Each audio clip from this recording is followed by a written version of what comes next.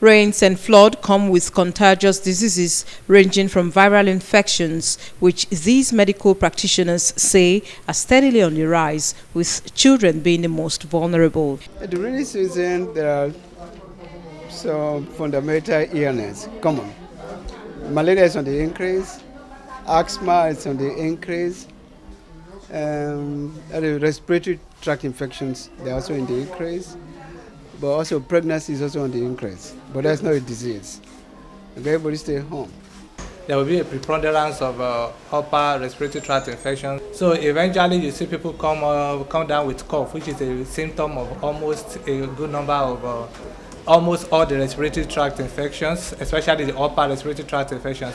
Then because of the standing water, you will have a preponderance of mosquito bites, which will lead to malaria. So eventually you see people coming down with malaria regularly this period. Experts highlight ways to keep these diseases at bay. So for the malaria,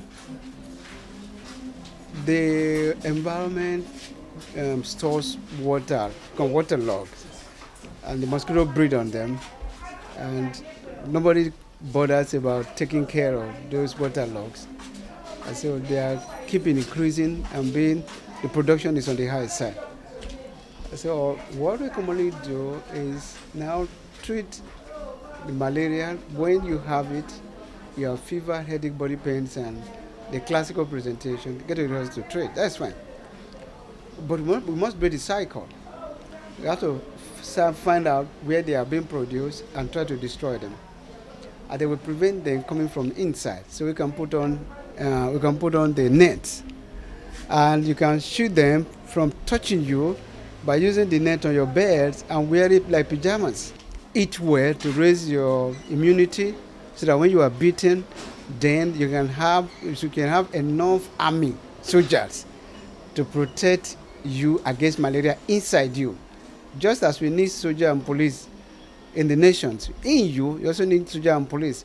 You get those people well grounded in you by the food you take. A lot of vegetable, fish, protein, all kinds, carbohydrate, a little, fruits, and vitamins.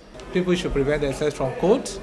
The second thing is that people should eat good food, take fruits, especially fruits that have ascorbic acid or vitamin C. If you can take vitamin C supplement, that would be very good also. It also applies to our children.